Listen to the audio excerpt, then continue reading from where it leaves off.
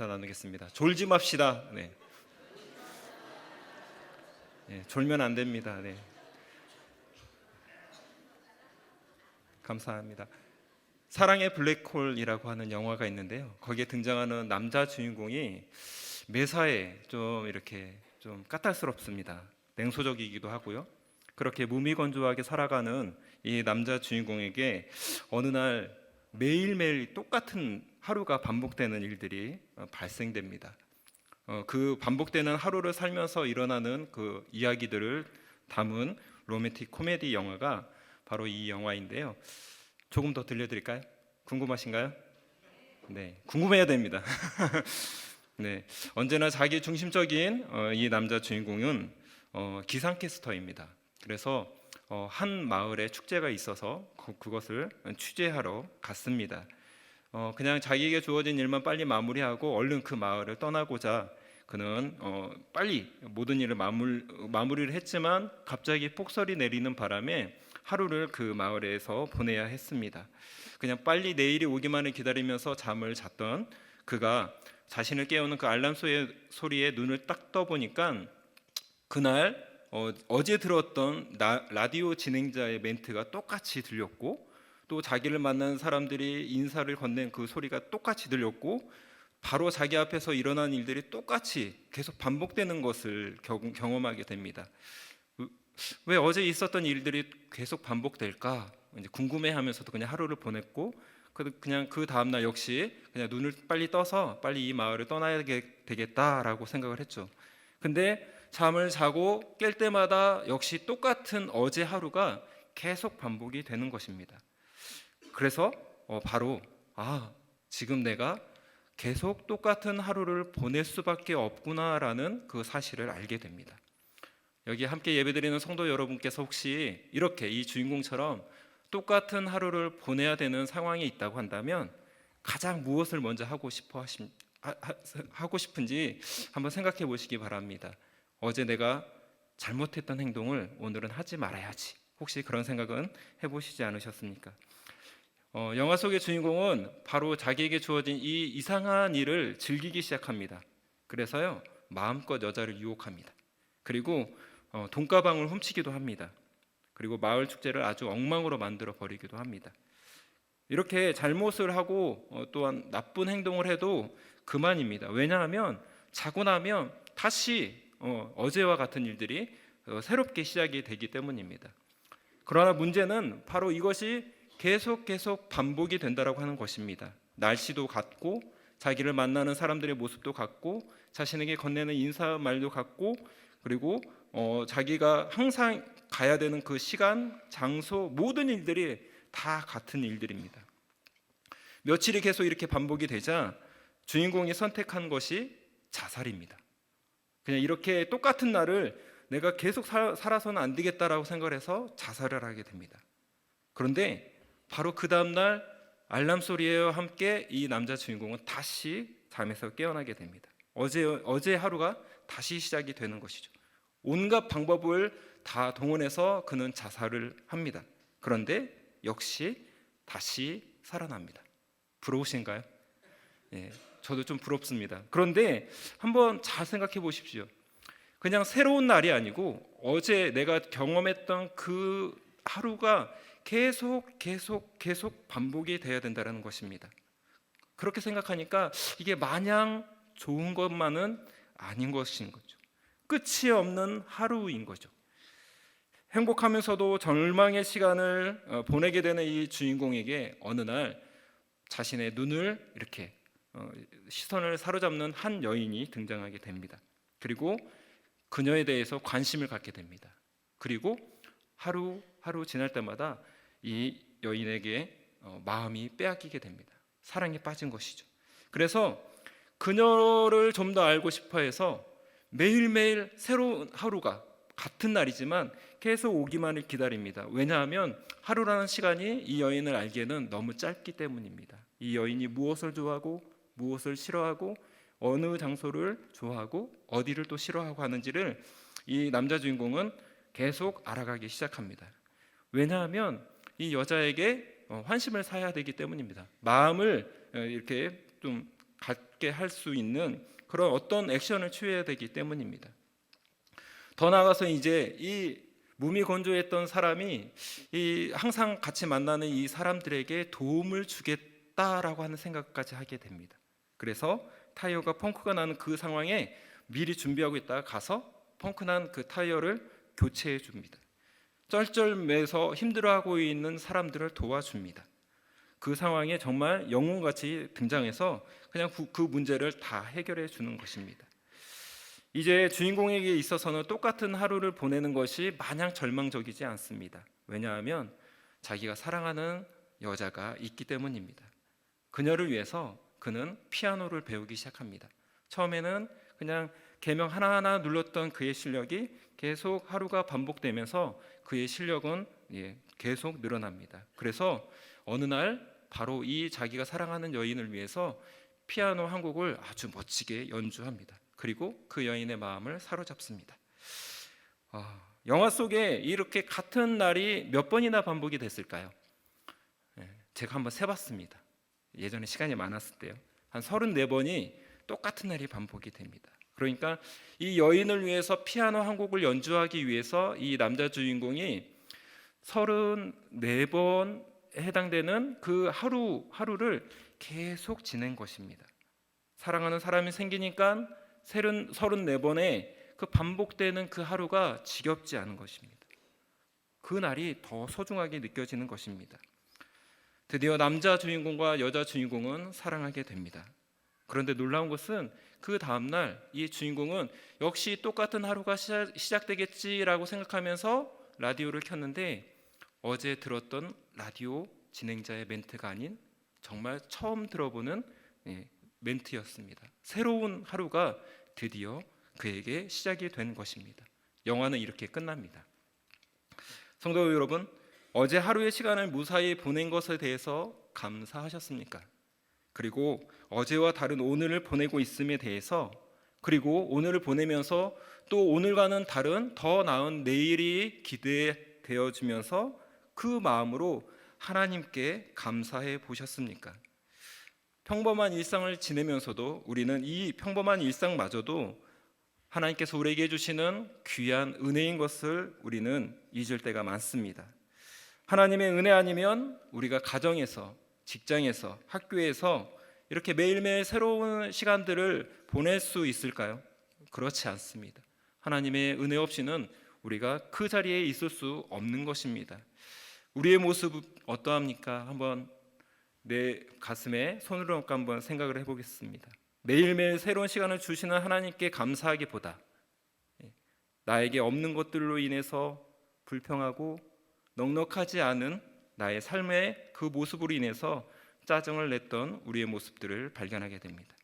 내 마음에 들지 않기에 내 입에서는 감사가 아닌 원망이 나오는 것입니다. 내가 지금 누리고 있음에도 다른 더 좋아 보이는 것으로 인해서 감사가 멈추어 있는 것은 아닙니까? 영화 속 주인공의 소망은 그는 잠을 자고 눈을 떴을 때 어제와는 다른 새로운 하루가 시작되는 것입니다.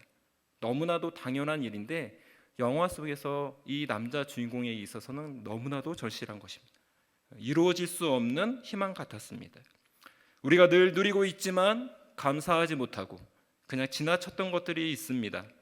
지난 한 주간을 보내면서 나는 그동안 얼마나 하나님께 감사했는지, 그리고 오늘 이 시간 주일에 함께 모여 예배드리는 이 은혜의 자리에 내가 있음에 대해서 얼마나 감사했는지 우리는 함께 우리에게 있는 하나님의 은혜를 다시 한번 돌아보아야 할 것입니다.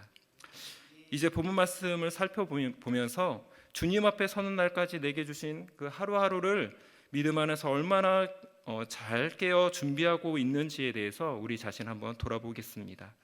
예수님께서는 제자들에게 천국에 대해서 비유의 말씀을 통해서 가르쳐 주셨습니다. 오늘 본문 말씀도 바로 이 천국, 하나님의 나라에 대한 비유 중에 10처녀의 비유입니다. 예수님께서는 10명의 처녀를 구분하고 말씀하십니다.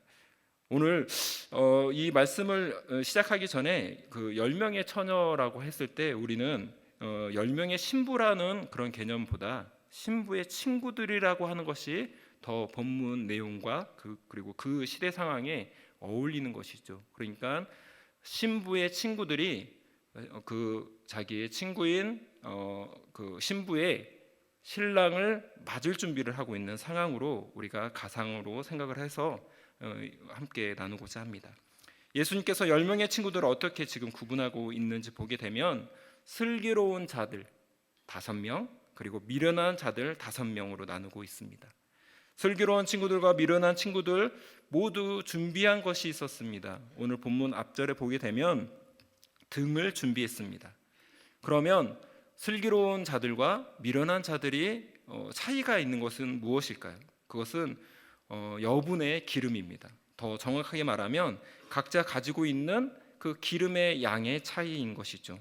미련한 5은 그냥 그 등에 담겨져 있는 그 기름의 양만을 가지고 있었던 것이고, 슬기로운 5은 그 등에 있는 기름뿐만이 아니고 또 그것이 소비되었을 때 그것을 채울 수 있는 여분의 기름을 그릇에 담아 준비했다는 것입니다.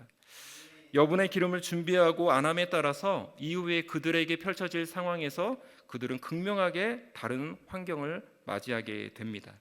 8절을 보게 되면 미련한 자들이 슬기 있는 자들에게 이르되 우리 등불이 꺼져가니 너희 기름을 좀 나눠달라라는 요청을 하게 됩니다. 미련한 이 5명의 친구들이 준비한 등에도 기름이 많이 가득 담겨져 있었습니다. 그리고 신랑이 올 때까지 그것을 이렇게 불을 붙여서 환하게 그 주변을 밝혔습니다. 그런데 기다리던 신랑이 생각보다 조금 더 늦게 오게 된 것입니다. 등에 담겨져 있던 기름이 거의 다 타 없어지는 상황에 이르게 됩니다. 미련한 친구들도 기름을 준비하긴 했습니다. 근데 그 기름을 사용해서 신랑을 맞이할 만큼의 그 양이 자신들의 생각보다는 모자르게 되는 상황에 처하게 된 것입니다.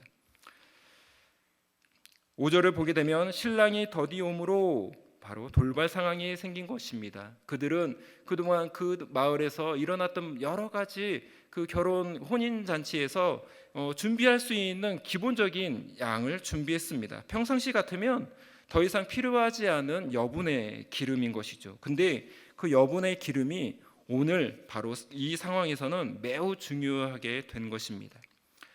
오늘 예수님의 이 10처녀의 비유를 통해서 우리 성도님들께서 살펴보아야 할 3가지 모습이 있습니다. 첫 번째는 성도는 세상의 기준으로 신앙생활하면 안 된다는 사실입니다. 이는 삶의 중심에 나의 경험이나 기준이 아니라 오직 하나님의 말씀이 중심이 되어야 한다는 사실입니다. 우리가 살아가면서 어떠한 기준을 가지고 살아가십니까? 나의 만족이나 나의 경험이나 나의 편리함, 그리고 나의 성향이나 가치관, 그리고 나의 여러 가지 것들을, 그것이 나의 삶의 기준은 아닙니까? 교회 안에서는 말씀 중심으로 생각하고 그것에 따라 살아갑니다. 그런데 교회만 벗어나게 되면 그것은 온데간데 사라지고 나의 판단에 그리고 나의 결정에 모든 것이 맞춰지게 되는 것입니다. 내가 중심인 삶에서는 우리는 계속 늪과 같이 빠지게 되는 것입니다. 그 끝에는 자기 자신도 빠져나오지 못하는 그런 결과를 맞이하게 되는 것입니다.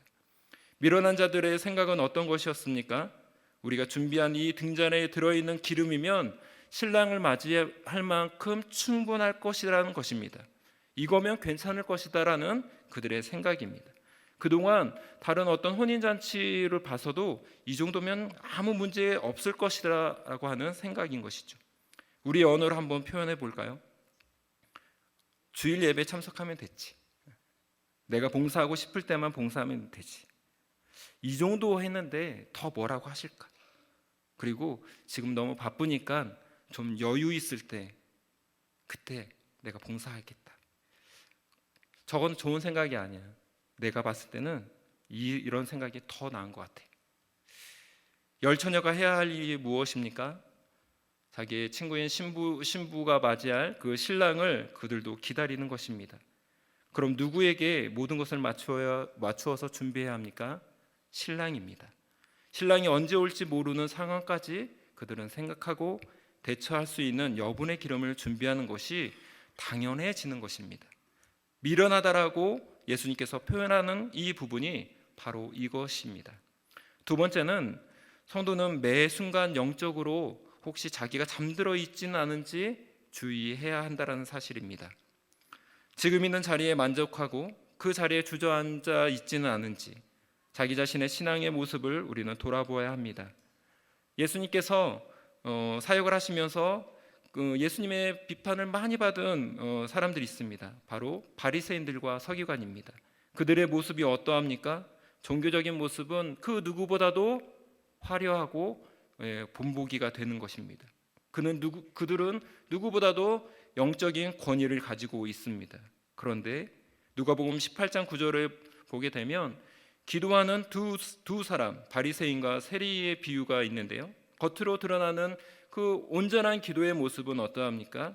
바리새인 같이 하나님을 향해서 당당하게 그리고 자신의 모든 것을 내걸고 기도하는 그런 모습을 보게 됩니다.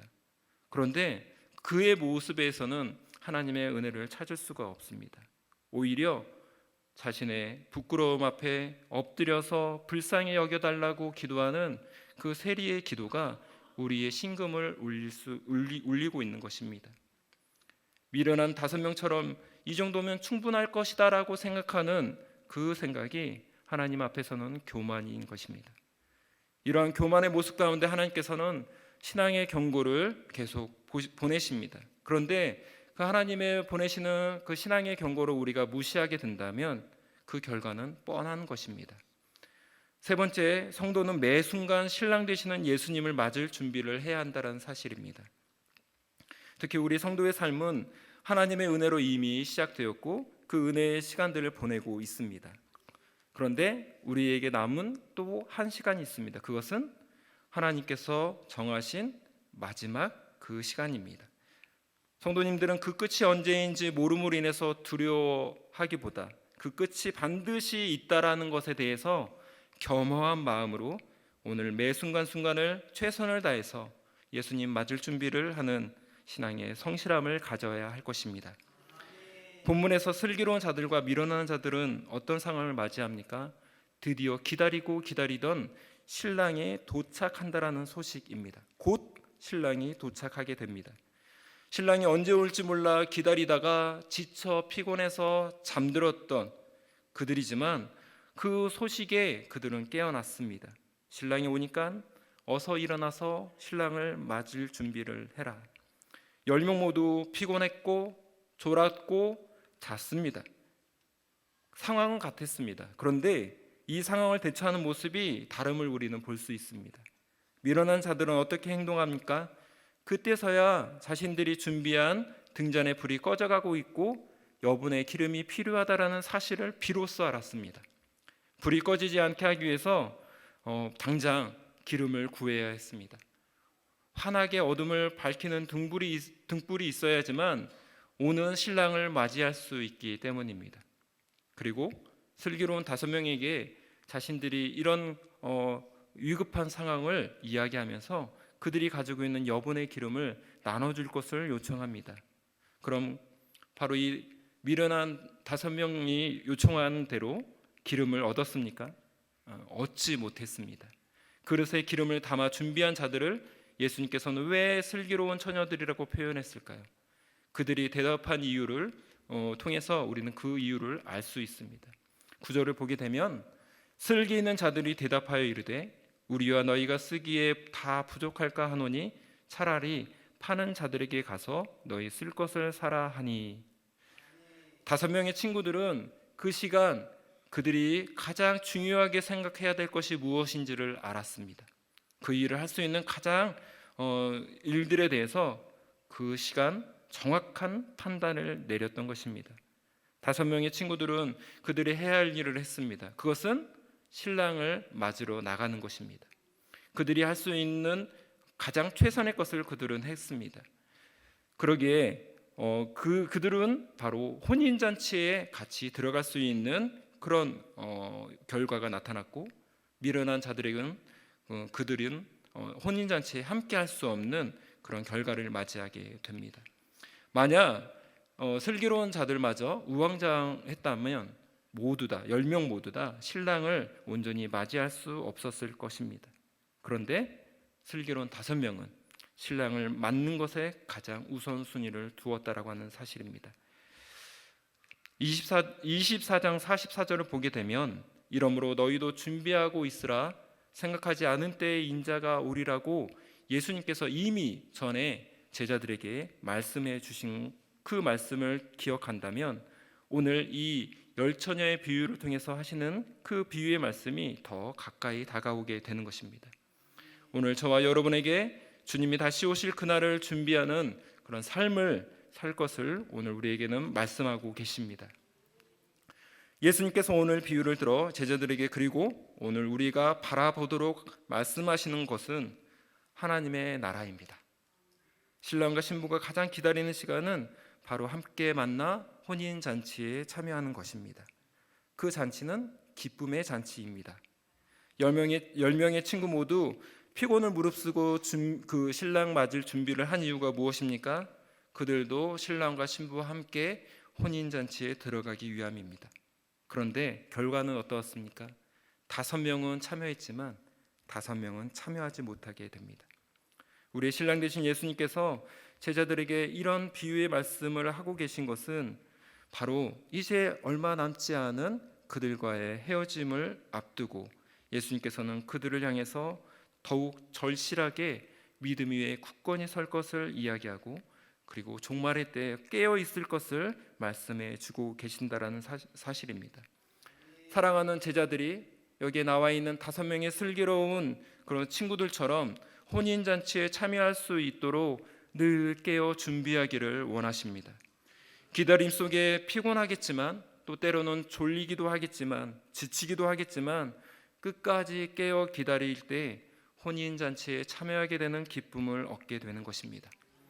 마치 등불이 꺼지지 않도록 주의하여 기다리는 슬기로운 5명의 모습이 오늘 우리의 모습이 되기를 소망합니다. 여러분은 지금 무엇을 바라보고 계십니까? 여러분은 신랑 되시는 예수님을 만날 준비가 되어 계십니까? 그 주님을 만날 날을 사모하고 계십니까? 어린 시절 교회 생활하면서 아직도 저의 머리에 생생하게 기억되는 모습들이 있습니다. 그것은 뜨겁게 기도하면서 하나님의 나라를 사모하는 어르신들의 그 기도의 소리입니다. 그리고 예수님을 다시 맞을 준비를 하기 위해서 늘 깨어 기도하라고 하시는 그 목사님의 그 강력한 메시지가 지금도 귓가에 생생합니다. 요즘은 교회에서 하나님의 나라에 대해서, 천국에 대해서 이야기하기보다 우리의 삶에 필요한 여러 가지 다른 그런 은혜의 말씀들을 더욱 강조할 때가 있습니다. 교회 안에 여러 가지 모습들이 빠르게 변화되고 또한 다양한 모습들이 담겨져 있긴 하지만 오늘 이 시간 우리가 진정으로 무엇을 바라보면서 우리의 믿음 생활을 계속 경주해야 할 것인지를 우리는 다시 한번 생각해 보아야 합니다. 우리가 놓쳐서는 안 될 것은 바로 하나님의 나라입니다. 우리 인생의 궁극적인 목적은 영원하신 하나님과 하나님 나라에 거하는 것입니다. 신앙의 본질과 그 본질이 아닌 것들에 대해서 우리는 혼동하지 아니하고 슬기로운 자들처럼 이 세상에 살아가면서 우리의 믿음을 잘 지키면서 하나님 나라에 들어가기 위해서 끝까지 믿음의 경주를 하는 우리 모두가 되어야 할 것입니다. 이곳에 함께 예배드리는 우리 성도님들에게 말씀 안에서 그리고 신앙 안에서 믿음 안에서 다시 오실 예수님을 깨어 기다리는 그런 간절한 소망이 더욱더 풍성해지기를 소망합니다. 그럴 때 우리가 고백할 수 있는 한 고백이 있습니다. 아멘. 주 예수여 오시옵소서. 함께 우리 말씀의 은혜를 붙잡고 찬양하도록 하겠습니다. 일부 예배 때 우리 찬양대가 불렀던 찬양인데요, 임재라고 하는 찬양입니다. 우리 가사 생각하시면서 함께 찬양 드리겠습니다.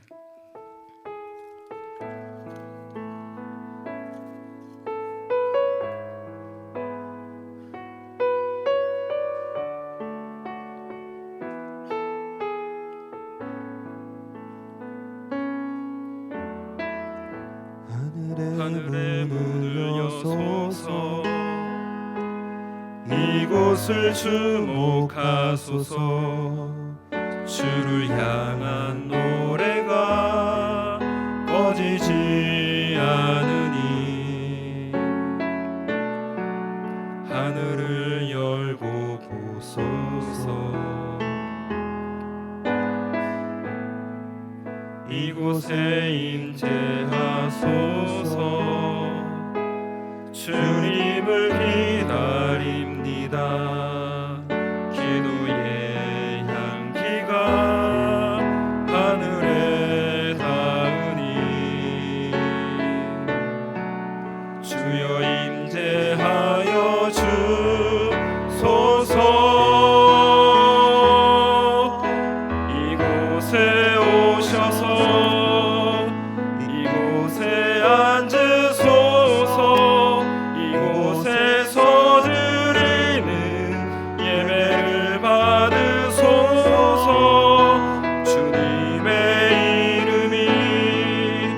주님의 이름만이 오직 주의 이름만 이곳에 있으니 이곳에 오셔서 이곳에 앉으소서. 이곳에서 드리는 예배를 받으소서.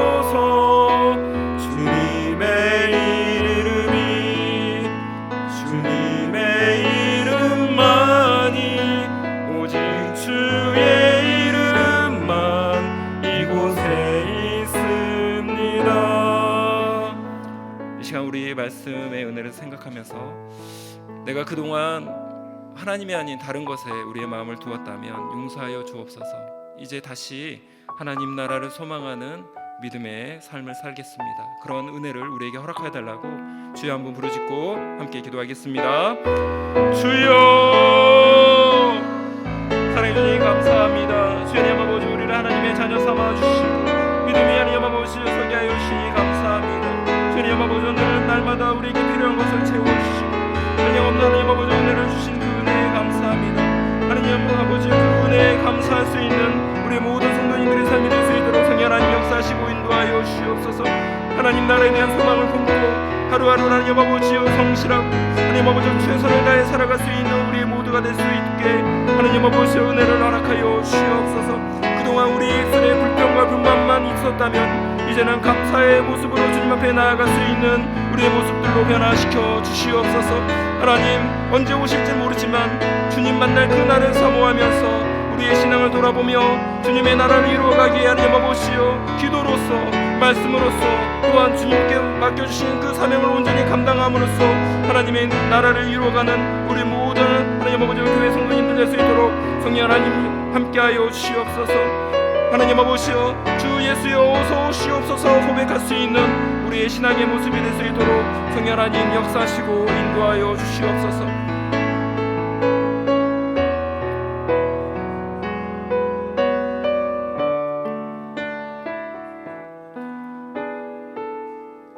사랑의 주님 감사합니다. 우리에게 오늘 말씀을 통해서 우리의 신앙을 돌아보게 하여 주시니 감사합니다. 그동안 하나님이 아닌 세상을 쫓았던 우리의 모습이 있다면 주님 이 시간 용서하여 주옵소서. 이제 다시 우리의 중심에 하나님을 모시고자 합니다. 그리고 그 믿음 안에서 끝까지 경주하고자 합니다. 우리에게 성령의 충만함을 허락하여 주셔서 이 일을 감당하게 하여 주옵소서. 감사드리며 예수님의 이름으로